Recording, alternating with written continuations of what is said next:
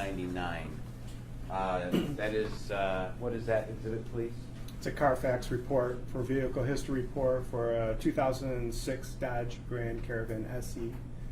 VIN number 1, D. David 4, G. George, P. Paul 24, R. Robert 66, B. Boy 734723. And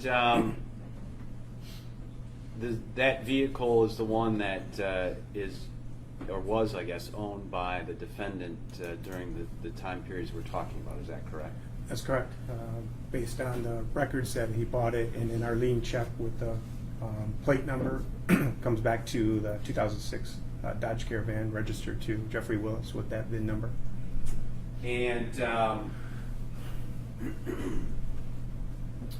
does it also contain, outside of everything else that a Carfax report contains, does it contain information as it relates to date of purchase and maintenance?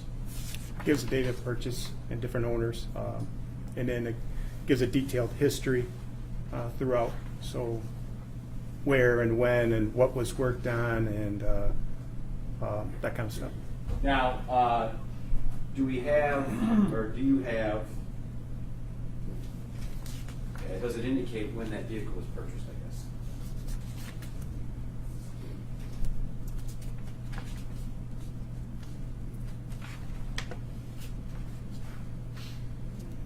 I guess the better question is the date of purchase of the last owner.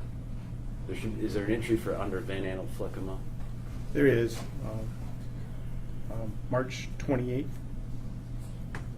Title registered issue, new owner reported. 2013, I'm sorry, March Okay. 28th, 2013. Okay. Now, is there also some service records, in particular as it relates to any brake work? Yes, sir. So it would be February 19th, 2014, by Pep Boys on Alpine Township, Michigan. Brake calipers replaced, brake fluid flushed, changed, brakes checked, rear brakes replaced. So Pet Boys on Alpine replaced the brakes in that van. On February 19th, 2014. Okay. Thank you. And then we had one other entry after that. Oh, I'm sorry. What was the other entry? Sorry. I apologize. It's March 31st, 2014, same place, Pep Boys on Alpine. Brake fluid flush, changed, brakes checked, clutch master cylinder replaced, front brake pads replaced. All right.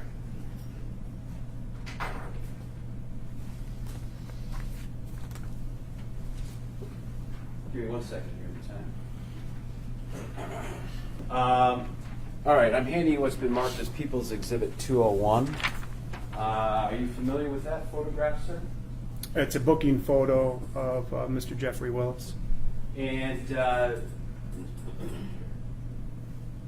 that was his booking photo based on his arrest in May of 16, is that correct? That's correct. And how would you classify his facial hair? Facial hair, based on the picture, is a lot lighter than what it is now, a lot less full. I'd say a little bit more scruffy than it is full. Okay. And is it safe to say, sir, this was taken from the jail, the Muskegon County Sheriff's Department system, is that correct? This was taken from the Muskegon County Sheriff's Department system, yes, sir. Okay.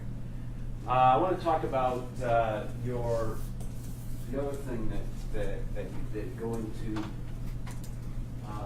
People's Exhibit 119. In particular, during the course or after you made some connections to a couple of locations. Certainly you knew of the route of this van from the Exxon station the night that Jessica Heeringa went missing. Is that correct? Yes, sir, based on the statements of Ms. Follett, Mr. Barber, and then I guess we call it the magistrate, but the May Center, and then going up northbound on Grand Haven Road, passing Old Homestead and Boyer Coinsey. You know, you could see that this is the same van going in that direction. Now, I guess after May of 16, the address 3038 Bailey became important. Is that correct? Yes, sir. And why was that? Well, we knew that at that point in time, Mr. Willis's grandfather used to live there and passed away in 2011, and he was, I don't know, he's not executor of the state, but he was taking care of the house and had been to the house. Based on the van route, and then the statements that were given by him to Corporal Hare and Sergeant Baker, and then I'm looking at those statements that was at that tip that they had written down, and looking at Sergeant McDonald's phone records. The phone records, obviously, when he testified, showed that a couple calls were done around 11:23 p.m. on April 26, and then there was multiple calls after that, which showed that he was at the address. You know, in my mind, in testimony from Sergeant McDonald, he was at that house, 3038 Bailey. So it was under my understanding or my belief that when he left the Point Small passing going northbound on Grand Haven, he went directly to 3038 Bailey that night, April 26th. So did you drive that route, I guess?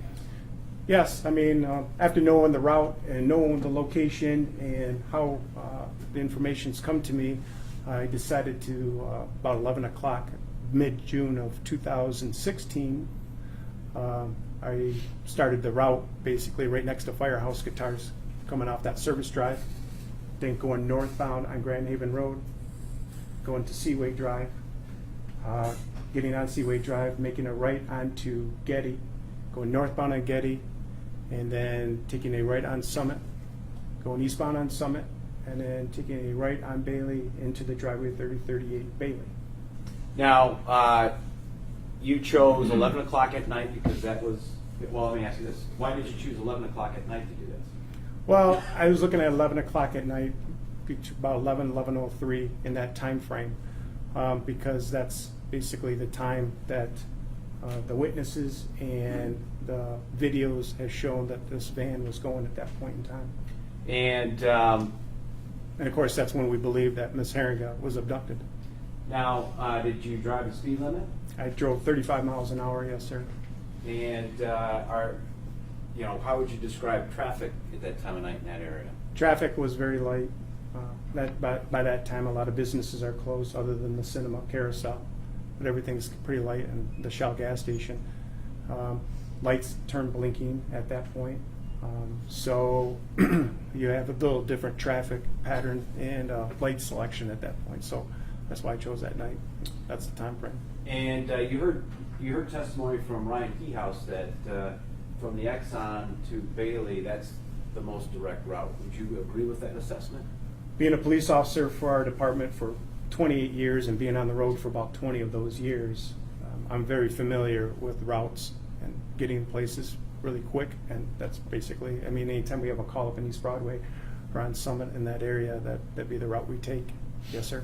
Okay. And about how long did it take you to go from that point on Old Grand Haven to the house on Bailey? I would estimate between 12 and 13 minutes when I got right into the driveway. Okay. And if you want to add on a couple more minutes, just for the sake of it, 15 minutes at the worst, but you're talking about 12 or 13 minutes. Okay. Well, let's talk about some statements that the defendant made, shall we? In particular, we've had some testimony from Detective Schultz about statements that he made during the course of the interview there, but he also made statements in another proceeding. Is that correct, sir? That's correct. And one that you were present for. That's correct. And one that I guess we have a transcript of. First and foremost, I want to talk to you about the toolbox that we've been talking about and the contents of that toolbox.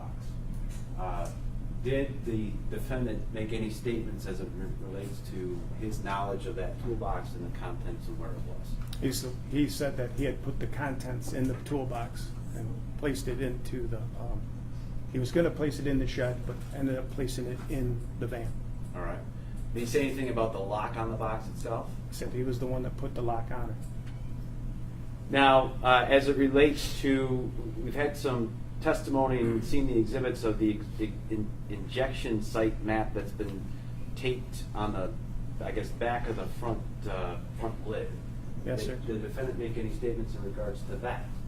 Question asked if he was the one that put it on there, and he stated, I did. Now, although it's been, I think, pretty well documented and stipulated to, but did he indicate whether or not he was the owner of this particular 2006 Dodge Grand Caravan that we've been talking about? He did. He said that 2006 Dodge Caravan was his, or that he drove that. Yes, sir. Now, as it relates to April 26, 2013, we had some testimony about a statement he made to Sergeant Hare, or excuse me, Corporal Hare and Sergeant Baker about going to the Exxon station earlier in the day. Did he confirm that in this particular statement? Yes, he said that he had been at the Exxon station probably around 5 o'clock p.m. that night on April 26, 2013, and I believe he stated that he bought some mints. Okay. As it relates to Madison Nygaard and the conversations about her incident, did the defendant make any statements in regards to when he first saw her? He did. I'd be paraphrasing it. Could I read it directly? Certainly. I'm on page 56, if you've got it. And it's line 10 through 12. I just don't want to paraphrase it. Yes, sir.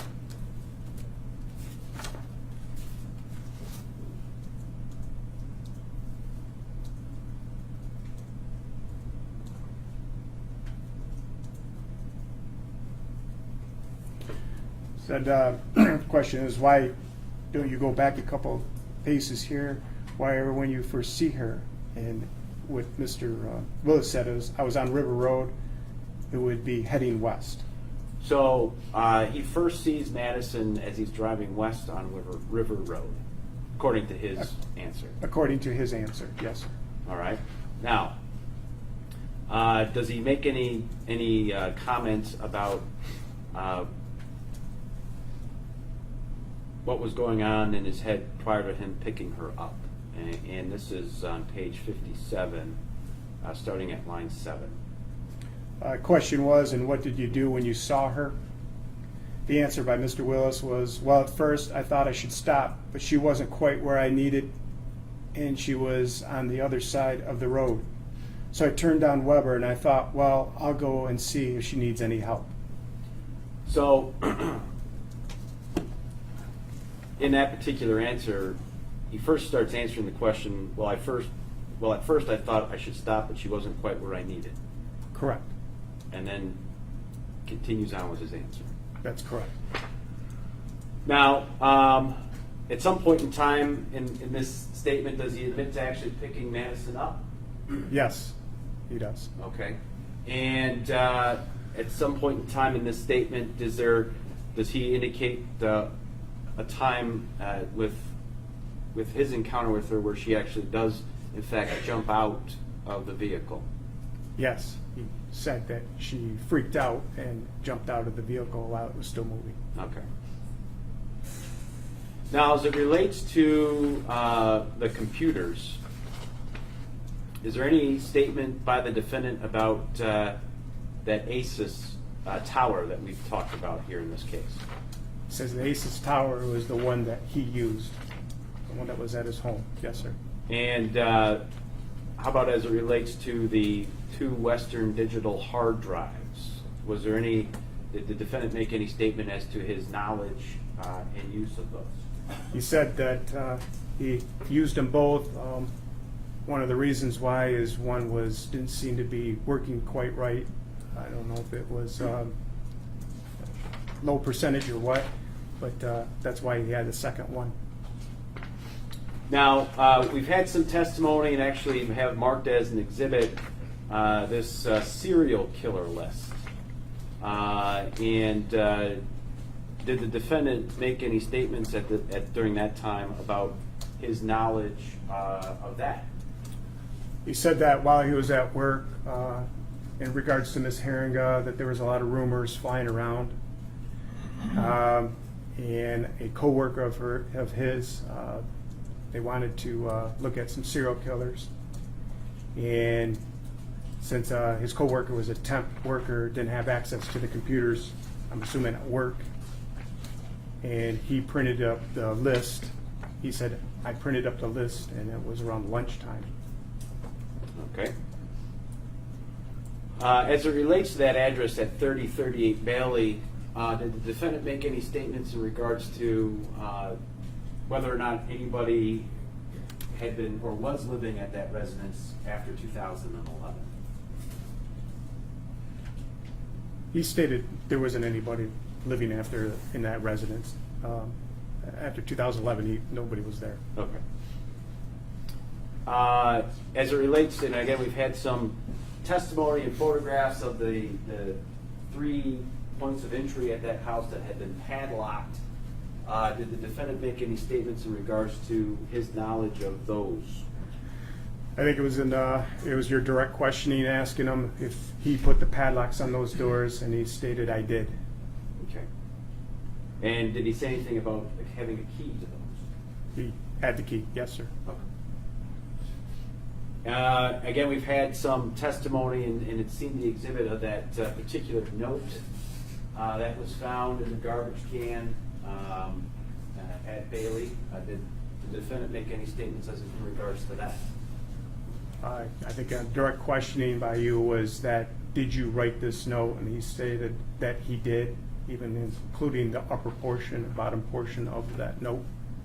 So, and did he admit to, essentially writing all, bits and pieces of the specifics from the clothing part to the middle part with the gas can and matches, and then all the restraint and other items on the bottom half?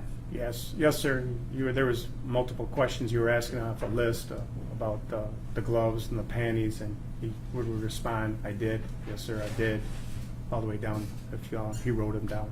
All right. Including the restraint board and all that kind of stuff. Okay. Now, was there any questioning in regards to his performance, I guess, for lack of a better way to describe it, during his interview with Detective Matt Schultz and Detective Stasiak? In particular, did he make any comments as to how he was answering questions? Well, when they were, as far as the first part, when they were asking him about Madison Nygaard, the investigation dealing with Madison Nygaard when he was taken into custody at that point, and they're asking if he was up there, I don't know the round of questionings, but they were talking about that day. He said he wasn't there, and when you asked, you were lying to them about it, he phrased it that he was being evasive with the officers. Okay. And not lying, but evasive was his quote. As it again, we've had some testimony and seen the records as it relates to that VIX file and the contents of all the subfolders. Did the defendant make any statements in regards to his knowledge of that and whether or not he had created any of that? The question was did he create the VIX files? That was by both Mr. Johnson on their direct, and then you're in direct there, and he stated he did. That he had placed all the pictures in there. He created the sub-files, so all the photos that were in there, any phone records that were in there, he was the one that did it. Okay. Was there any statements by the defendant as it relates to the huge collection of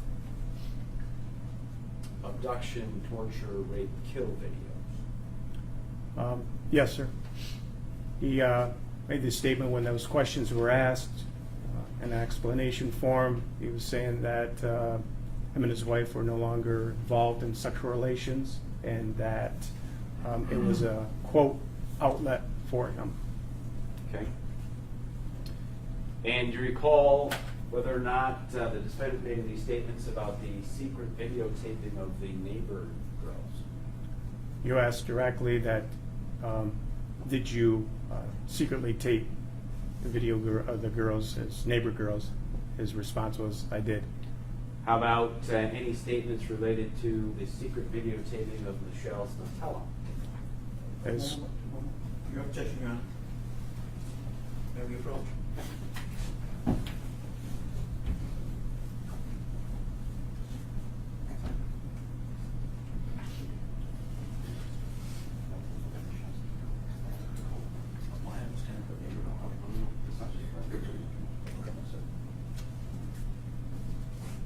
You withdrawing your I objection? am withdrawing my objection. Okay. So my question was, did the defendant make any statements in regards to the secret videotaping of Michelle Snatella, his coworker? he said he did do it along with her lover or boyfriend. Yes, sir. Okay. And how about as it relates to the secret videotaping of the swim meet? In particular, any statements regarding his taping specifically the genital buttock breast area of these girls? He said he did. It was in that tape. We've had some testimony and seen the photographs of that Century safe that was found underneath the driver's seat. The safe was the one that contained the gun and the insulin and the needles and some other things. Did the defendant make any statements in regards to his knowledge of that particular safe? He did. He said that it was, I believe, an emergency kit placed there. The needles, everything was for an emergency type situation, maybe for his wife, except for the gun. He didn't put that in there for the emergency, but it was in there. That leads to my next question. Did he make any statements in regards to using that lockbox for the P-22? He placed the P-22 in that lockbox, yes, sir. He admitted to that. He did. Now, as it relates to the P-22, this was part of Detective Schultz's testimony. Did the defendant make any statements specifically about the direct questions that were asked of him during that interview in regards to owning any other guns besides the registered Bursa? They were talking about the gun that he had registered, the Bursa. I believe the question, paraphrasing, but the question was, do you own any other guns? Do you have any other guns? And he answered no. And did he indicate in any additional statements as to whether or not he did that deliberately and intentionally or mistakenly? he says he deliberately told the officers no. In other words, he deliberately lied Correct. about that particular handgun. About that particular handgun. Yes, sir. All right.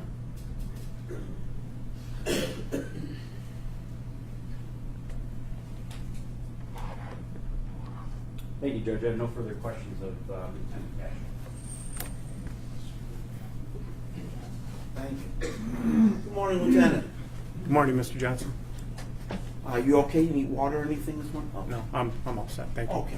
We have, and since it's up there, we'll start with that. So you have that photo in front of you, the one, the aerial view of the locations where you were able to recover video. Is that correct?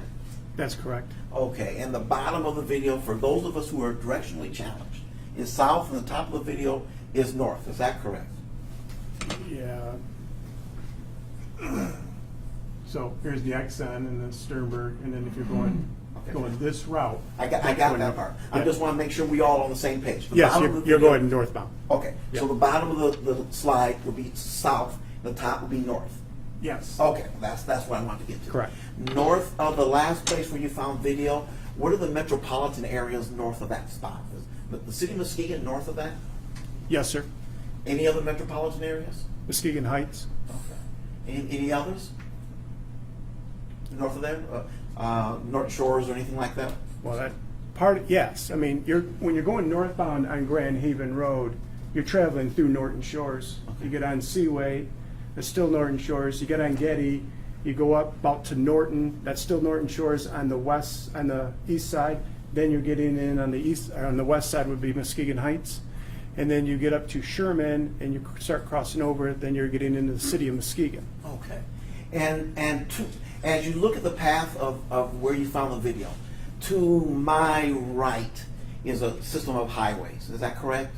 Yes, sir. Okay. What highway is that? 31. Is there, does a person, if they continue north, would they be able to get on the 31 from it going in that direction that they're going north? Is there another Yeah. entry spot? To get onto 31, sir? Yes, north of where the photograph ends. You understand? Let me rephrase it. I do that. Anytime I ask a question that makes no sense at all, which happens frequently, let me know. That's fine. Okay. The top of the photograph is the Yes, third sir. location of video. Yes, sir. Now, beyond that, there isn't a photograph. We can't see what's beyond that. Okay. So what I'm asking is, if a person were to continue on the path that you have them there, Yes, is sir. there a point at which they could enter on US 31? Yes, sir, there is. Okay. Do you know of any, and back in 2013, this is a long time ago, but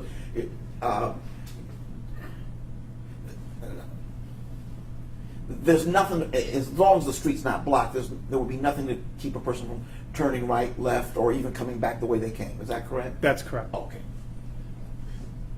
All righty. Could we bring up the booking photo of Mr. Willis, please? Okay. Do you have the exhibit in front of you? Yes, sir, I do. Okay. When you look at it seems to me, and that the photo, the actual exhibit, is not to scale. It seems to be, his face seems to be projected wider than was even in that photo in front of you on the video screen. Do you get that impression, or am I just seeing things there? My interpretation is this photo is a little bit wider. Yeah. I mean, yes, sir. Okay.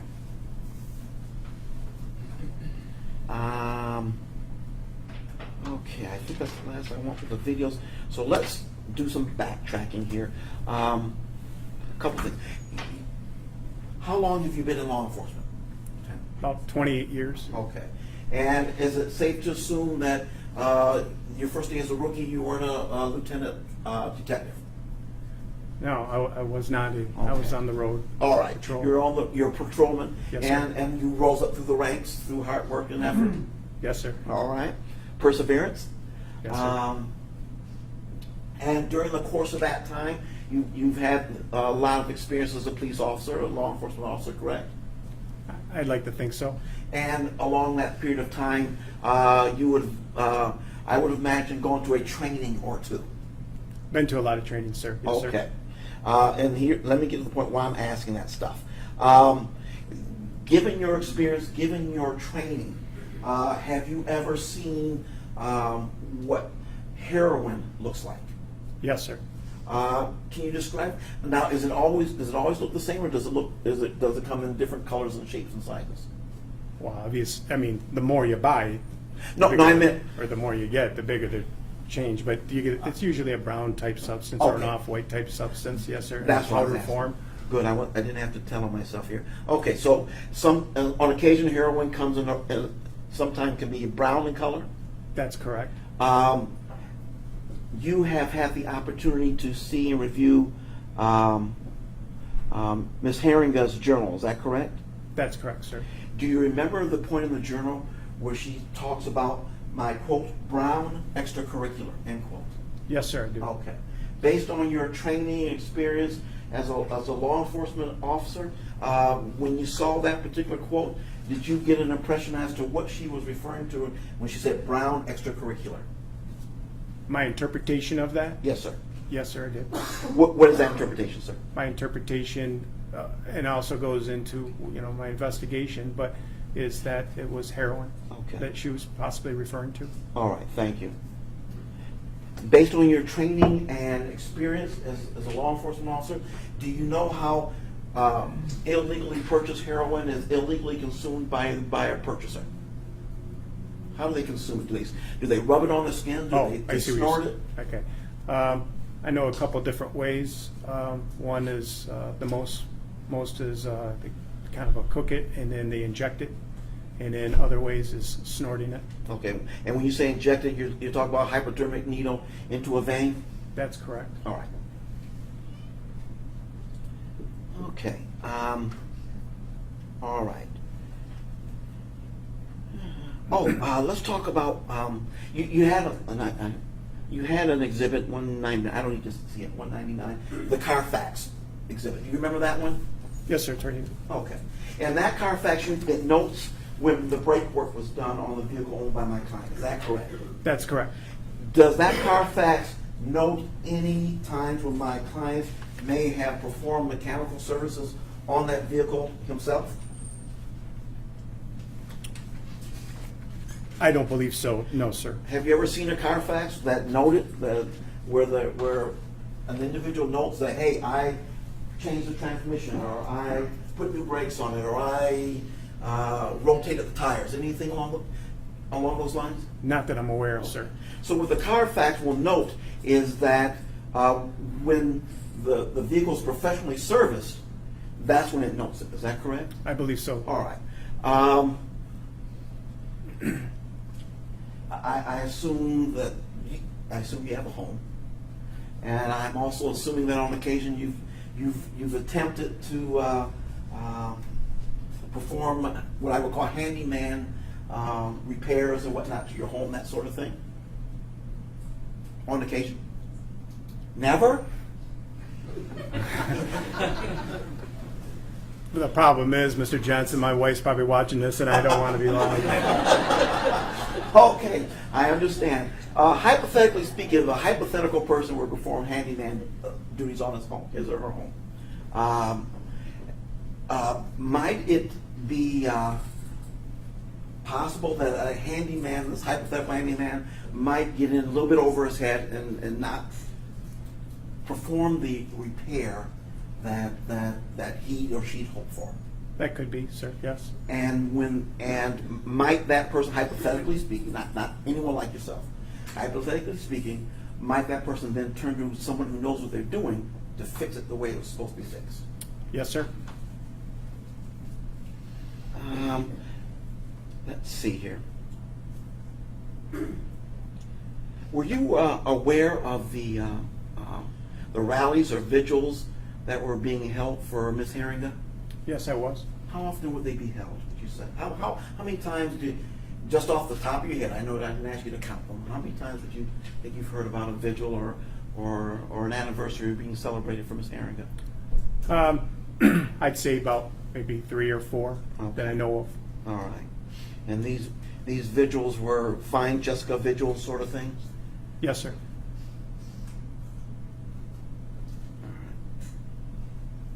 Do the at Herman Miller they have a third shift. My guess is police officers often work at night. Yes, sir. Okay. You have an equivalent of third shift, or is it 12 on and 12 off sort of thing? For a while there, I used to work 10 at night to 6 in the morning. That was our third shift, and then we switched over to 12s in 1996. So our third shift technically was 6 p.m. to 6 a.m. How long were you on third shift? 19 years. 19 years. Perfect. After 19 years, did you find your body metabolism changed a little bit? In other words, did you find it difficult to sleep at night when your day's off and your body would still be on third shift thinking you had to be awake? Me personally, I was always tired. So and it was just because I didn't adapt to the changes. Okay. My days off, I would get up. You have small kids. It's hard to keep your pattern the same. I see. So I always felt that I was always tired, so I could always lay down and sleep anytime. Thank you. All righty. Let's talk about back to your training. Even as a patrol person, though, when you first broke in as a rookie, and you had your first assignment, you knew that when you went to a crime scene, not to disturb the crime scene. Is that correct? I mean, you were taught, don't touch stuff, don't move stuff, don't pick stuff up, that sort of thing? Yes, sir. Okay. And that's a uniform through police officer training. Officers are taught, don't disturb the crime scene, correct? Yes, sir. Okay. When you, back on the 26th, 27th, I guess it would have been by the time you got there, of April 2013, did you ask for videotapes when you, when Fred Sermon arrived? Did you ask him for videotapes or anything along those lines? Yes, sir. That was the first thing I asked for. Okay. And do you call what happened when you asked him for those videotapes? They didn't have any video anywhere on the premises. All right. Now, how long had you been there before Mr. Sermon got there and you asked him for the video? Or was he already there when you got there, if you remember? I believe I was called there, and by the time I got there, he was not there yet. Okay. But he was on his way. All right. So you had a chance to walk around, see the scene yourself a little bit? Yes, sir. And then he gets there, and that's when you ask him for the videotapes. I think I asked right when I got on the scene, but Okay. I think I asked the first question was to Ms. Follett, because she is, the store personnel, and she was the first one that told me that there was no video, and then I confirmed it with Mrs. Searman. Got it. Thank you. Let's see. Were you informed that Ms. Heeringa had a cut on her forehead that she received a couple of days prior to when you arrived? I was given information that she might have, that there was possibility that she had a cut on her forehead, possibly cut by a cappuccino machine. Okay. But I could not verify that from anybody. There was no work records, no medical records. There was nothing at the scene, like inside, and there was no driplets leading from the outside door to the blood itself. Co-workers never heard anything like that, and of course Dakota and her friends never told me anything that, and I asked those direct questions, have they ever heard that, and that nobody said they'd never heard anything like that. How many days prior to her going missing did this rumored incident occur? A couple days. Okay.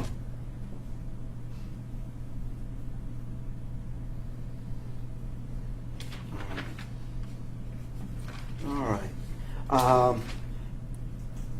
Let's see. I think that as Mr. Hilson asked you earlier, you were at the previous trial in this particular matter, That's correct. and some of the questions he asked of you were questions that were based on what you heard of the testimony of Mr. Willis at that previous trial, That's correct. and there's been a transcript produced of that.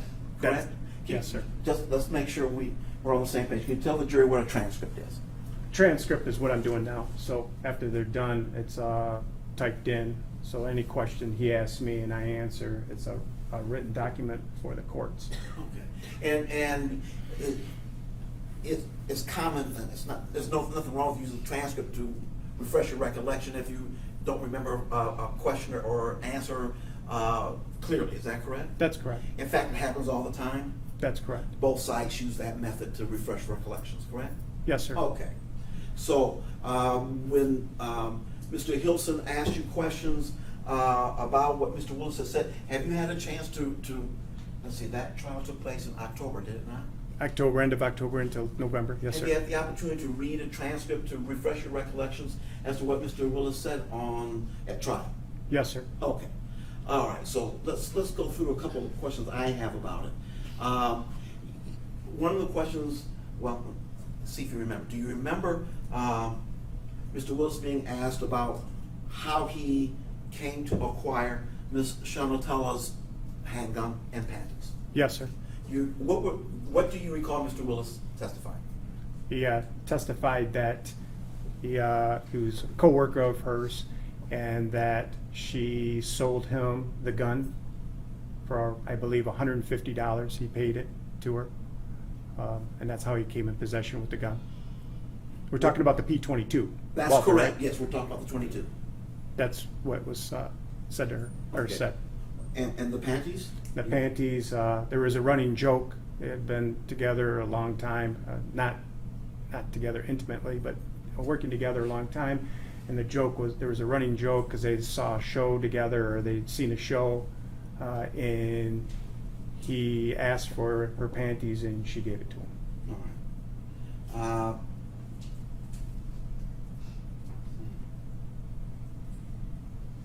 There, do you remember, well, I'll strike that. Well, yeah, I might as well ask him. Do you remember Mr. Willis being asked about the basement, having his Grandpa Ham's basement, having water damage? Do you remember that conversation at all? I remember the conversation, sir. Okay. Yes, sir. Do you remember what Mr. Willis's explanation for, well, I guess it's for the bleach? Do you remember what he said was, here's why the bleach was used for? Or strike that. I do not know. I don't Because remember I'm not that. sure that's what it says. I don't remember that. Tell us what you remember about Mr. Willis saying that the basement was flooded. I'll be honest with you. Now that, I mean, I was taking it in other conversations, but I don't remember what he described on the stand that day. Do you remember the time frame? Do you remember when he said it happened as opposed to? Sometime in 2013. Okay. Do you remember in reference to Ms. Heeringa, was it before she went missing or after, as far as he testified? I don't know, sir. I can't remember that. Why don't I try to bring it up and refresh your recollection? Also. Okay. We'll do that refreshing thing.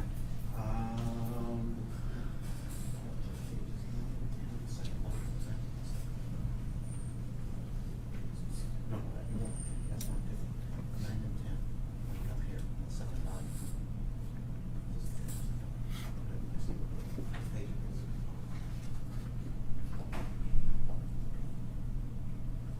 One moment, sir.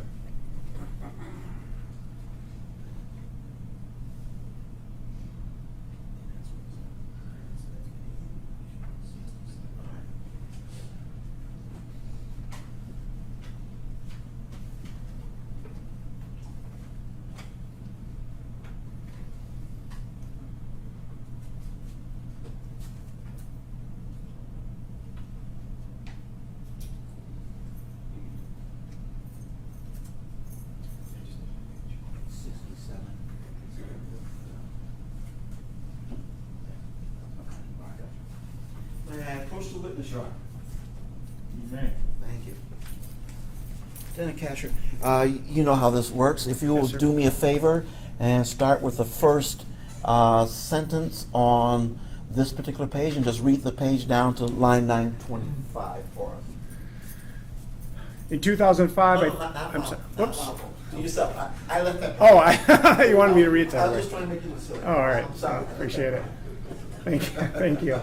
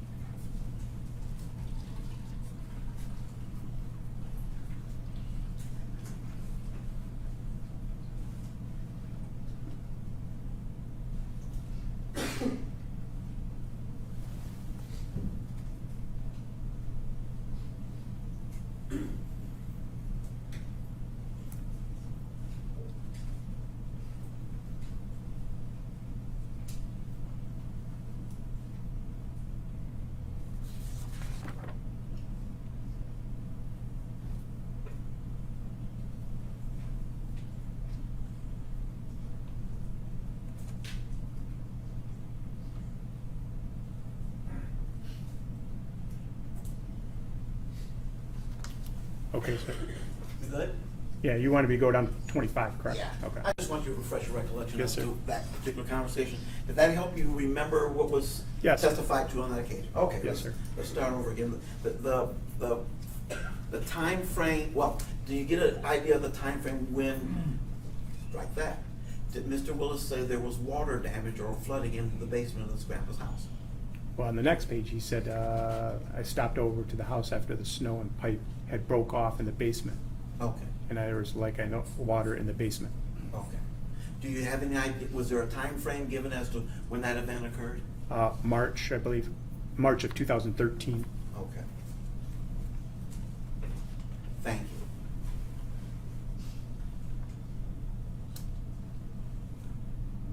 All right. You've testified to a number of occasions where my client admits that he's not always truthful with law enforcement. Do you recall that? Yes, sir. Okay. Do you ever get does he ever admit that he doesn't trust police as far as you can recall? Yes, sir. Does he ever make the allegation that the police lie? Do you remember that? I don't know if it's quite that they lie, but he says that the police make mistakes, that we're all human. Okay. Now, Yes, sir. okay.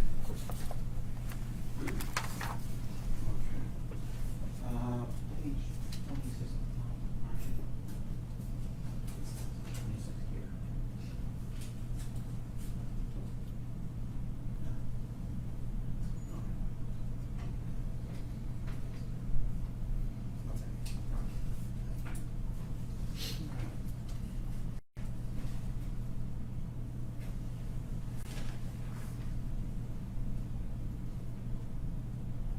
Do you recall why he said he created the fixed file? Based off of, I'm paraphrasing here, Yes, but sir. I believe that he made the VIX file is that after the first encounter or the talking with Sergeant Baker and Corporal Hare, he thought that he should create the VIX file, and because if they needed something and they came back, he would have it. He would have it or something to that effect. Do you remember why he didn't register the .22 gun? He stated that after 2014, I believe, he didn't think you had to register the gun, or 2013, he did not have to register a gun. Is that correct? No, it's not correct. A few more questions, and then I'm finished.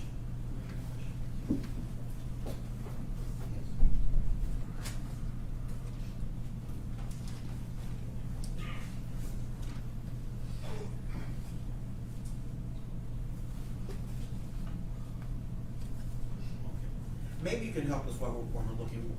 How did Town and Country come up in terms of your investigations? Town and Country came up, so initially that night, April 26th, or ended 27th, we were interviewing Susan Follett and Eric Barber. They were our only witnesses to this. And I always try to give the backdrop because at the time we didn't know if she was missing or what was going on. But the van became a very important piece to us because that's where they said they saw her, based off the time frame after Susan Mosley.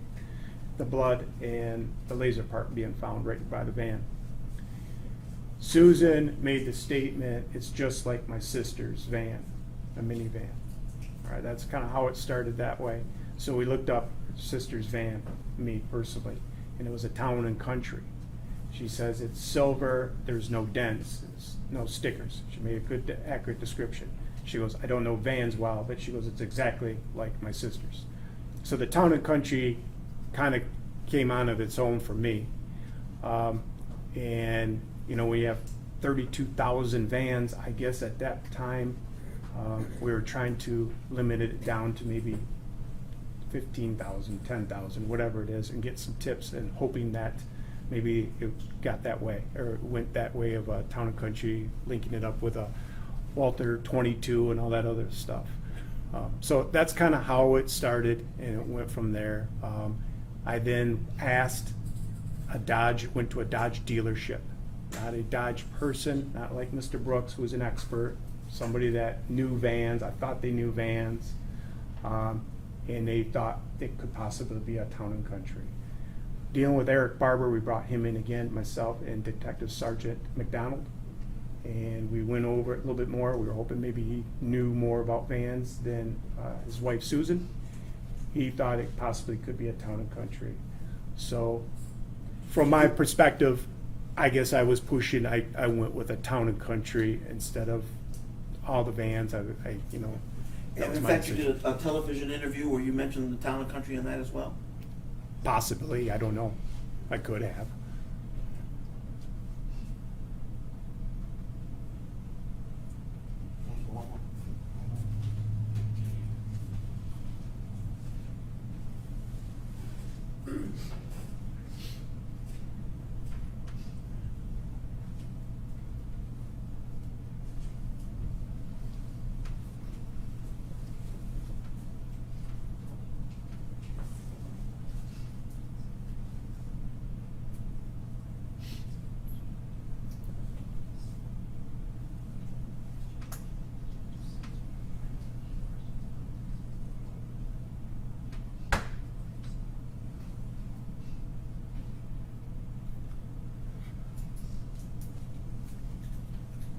Detective Kasher, obviously, police officers write reports, correct?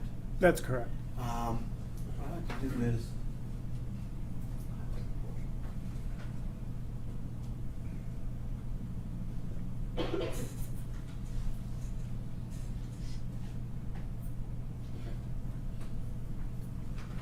what I like to do is, would you take a look at this document, please, and specifically the highlighted portion, the yellow portion?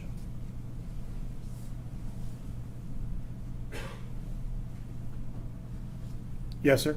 Were you familiar with that document prior to me just showing it to you right now? Yes, sir. Okay. And well, let me ask you, is that the statement made there, is that something that you wrote yourself, or is that somebody else provided that statement and you read it? Well, Dakota made the statement to me and I wrote it down. Okay, that's what I'm getting at. Yes, sir. So this was a statement from Ms. Heeringa's boyfriend to you? That's correct. Okay, this isn't somebody's notes and you're interpreting it. This is something from your notes? Yeah, it was with my interview with him. Yes, sir. Okay. And at any point during that interview, did Dakota, the boyfriend, indicate that Ms. Heeringa had issues, had thought about leaving him? Yes. Okay. In a simple answer, yes. Okay. And is that what that note memorializes? That's correct. Okay.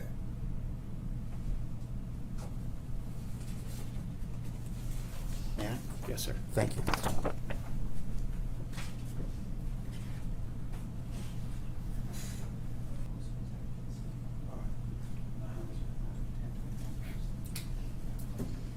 Mr. Hilson? Yes, sir. Speak to you. Sure.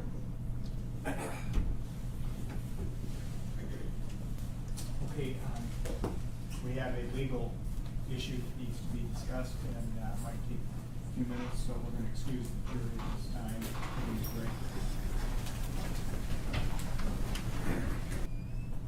Okay, the jury's been excused to the jury room. Mr. Johnson, any sidebar conference here that you had a record you wanted to make regarding the trial strategy? Yes, Your Honor. Without divulging too much, there's a line of questioning that I've been requested to make with this witness that is not, quite frankly, directly relevant to the trial strategy that I've developed You've been requested to make it by whom? by my client. Okay. Given that is his trial, I'm prepared to do that. But I do want to make a record that, quite at this juncture,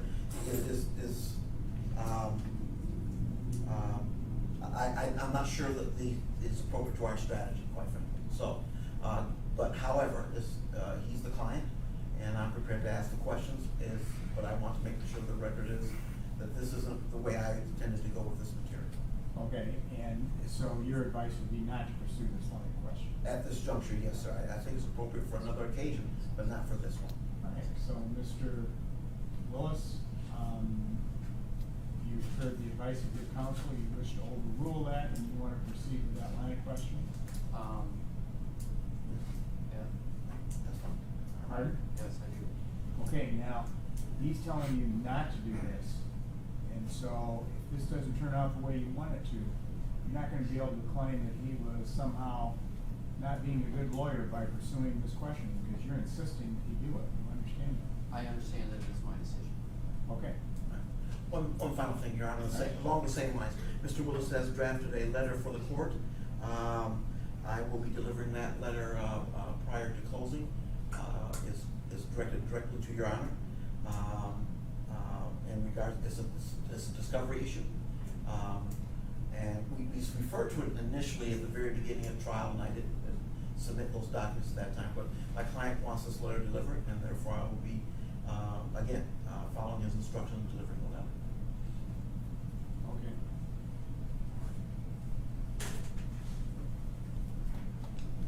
All right. Thank you. That Are is- we ready to proceed? Yes, Your Honor. Okay.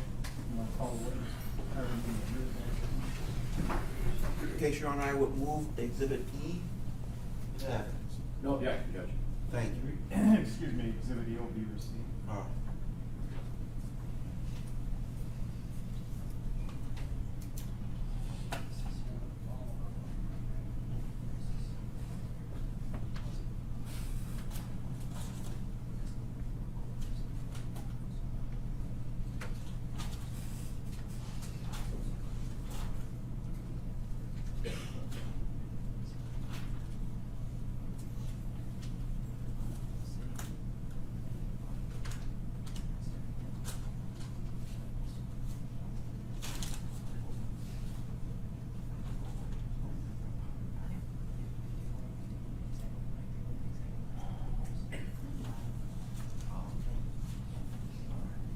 Just a couple more questions on those reports. Remember the report I showed you? You got the two of them there, and Yes, sir.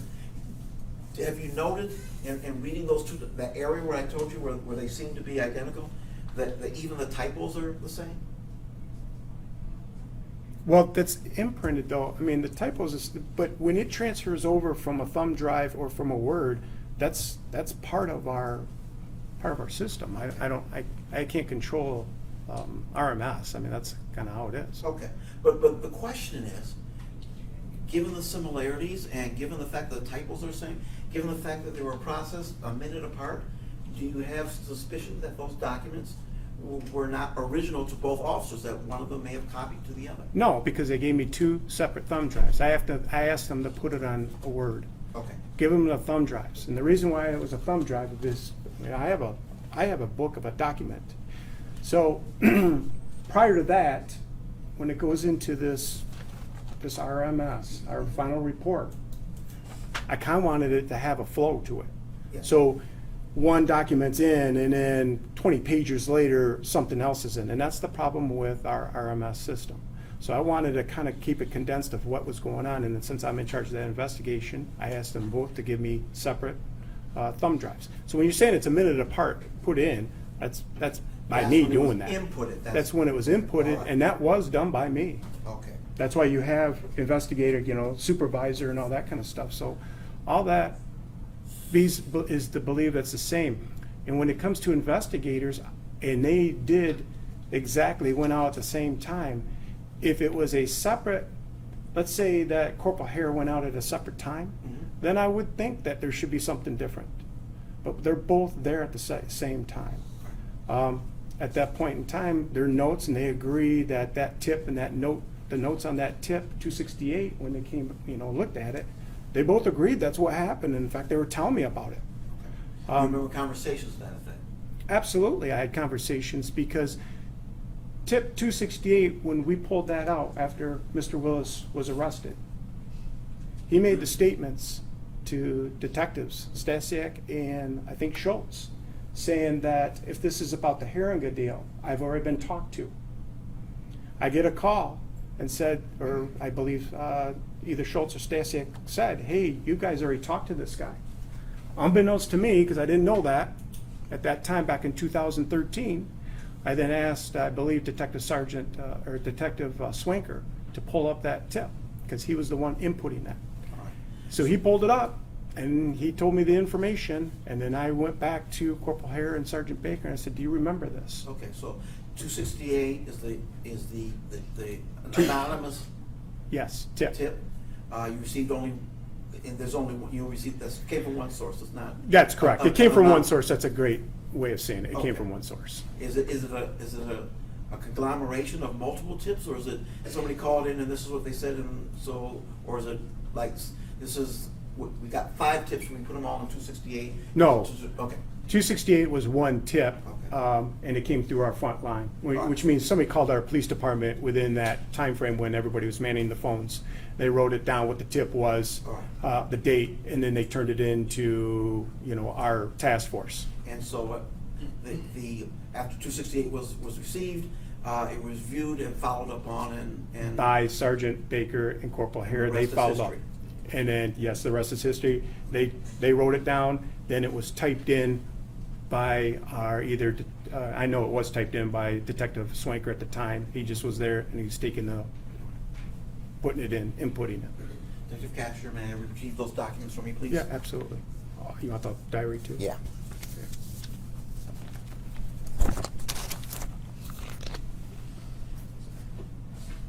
Thank you, sir. I don't have any further questions. Thank you.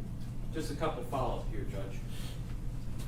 Lieutenant, I just want to follow up on a couple of things here. Mr. Johnson was asking you about a interview you did with Dakota Dyer, and didn't really give a lot of context to that. When did that interview take place? The interview itself, the first interview with Dakota, when that was part of it, took place probably at 1:15 in the morning on April 27th at the Exxon gas station. Did you have any idea at that point in time what happened to Jessica Heeringa? At that point in time, we were still unraveling if she could have walked away, if she left, if she was abducted, or what was going on. We didn't know the background, and that's kind of the background story starting out. Everybody has the understanding or the belief that that was the call. If a person was abducted, and that's what we went out there for. That's not accurate. It was an open door, and then we started going through the process of trying to find out where Jessica Heeringa went to. And in fact, isn't it true that you didn't really start thinking abduction until you talked to Susan Fowler? Absolutely. Then you start putting the pieces together. Yes. Now, the part of that statement that Mr. Johnson didn't ask you about, did Mr. Dyer also make a reference to the relationship that Ms. Heeringa had with her son? Yes. I mean, it was one of those. She talked about leaving or better life or whatever. What their personal relationship is, but she would never leave her son. I mean, that was a quote, and he still stood by it forever. Now, the only other line of questioning I just want to get out is, Mr. Johnson, I think early on in his cross-examination, you talked about your experience and knowledge dealing with drugs in law enforcement. You call that line of questioning? Yes, sir. In particular, he asked some questions about heroin. That's correct. Now, you've been doing this for a long time, and I can't remember, it may have been before my time, but did you work with our state drug team for a period of time? Yes, I was an undercover officer for a few years with the West Michigan Enforcement Team. And in that time frame of that, and certainly through the course of your law enforcement career, have you come in contact with those who are battling and addicted to substances, in particular legal substances? Yes, sir. And in your experience in dealing with those folks, typically they get involved with law enforcement in a couple ways. Is that correct? That's correct. Could be you catch them either possessing or using the substance they're addicted to. Yes, sir. Also, it could be for what other purposes? What other ways that you come in contact with these folks that are addicted? There could be dealing it undercover. How about as it relates to property-related crimes? Oh, as far as stealing and as far as larceny Yes. type situations, Yes.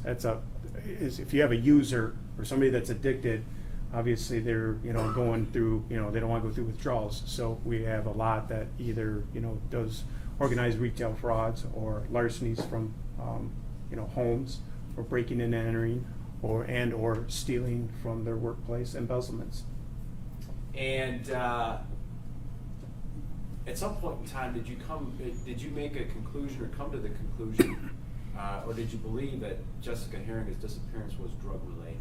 We looked into that theory at one point because, as rumors fly, that her or Dakota or both of them owed thousands and thousands of dollars, and they had a bad drug habit. And there's some tips that came in, something like that.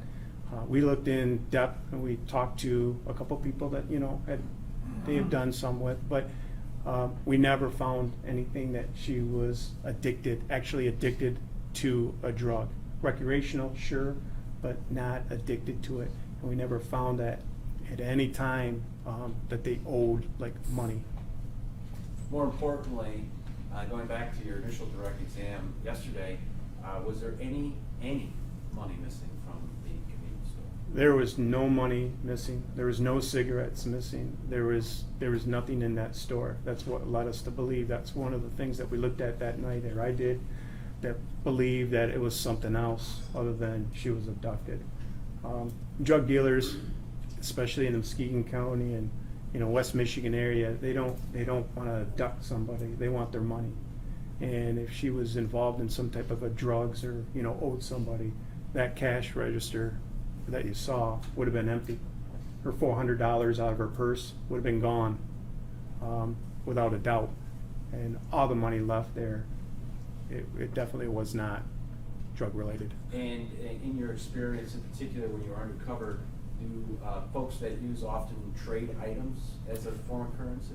Absolutely. That's what I called about organized retail fraud. Organized retail fraud for us is they go in and they steal something from Myers or wherever, and then they trade it on the streets or sell it or whatever it is to get the drug of choice. And again, any product, anything of value that might have been traded for drugs missing from the Exxon station that night? No, especially like tobacco products would be a big thing, a couple packs of cigarettes and trade it off, but that they weren't missing. And throughout the whole time, this investigation was big. We never had a report from anybody at the store, or obviously Mr. Searman, who owned the store at the time. There was no reports of anything missing, and we checked back, periodically to see if there was anything that we missed, and there was nothing. Thank you, sir. I have no further questions.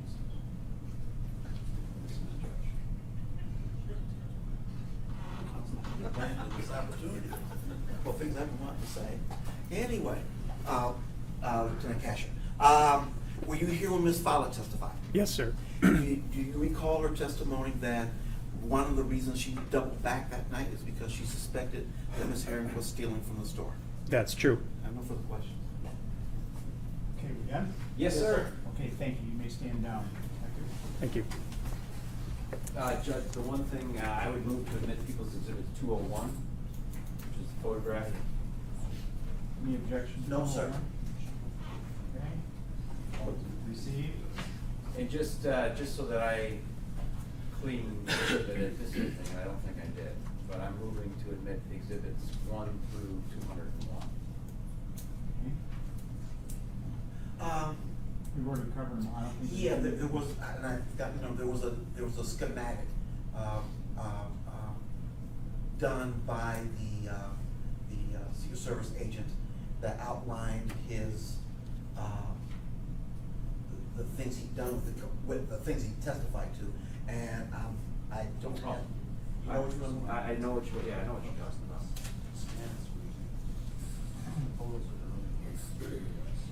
I don't have an objection to any of the others, Judge, and I may not have an objection to this one if I get a chance to see that. Fred, let me see if I can find it here. And I believe you admitted exhibits A, B, C, D, and E. That's correct, Your Honor. All right, those will all be received. Fred, it would be number 65. Okay. You bring that up This one right here. No objection. All right, 1 through 201 and A through E are all admitted. Your Honor, with that, people rest. Okay? Motion, Your Honor? Okay. Well, ladies and gentlemen, this is a legal issue that we're gonna have to take up, and so I'm not gonna keep you here because we're close to the noon hour, so I'll let you have an early lunch here. Can we?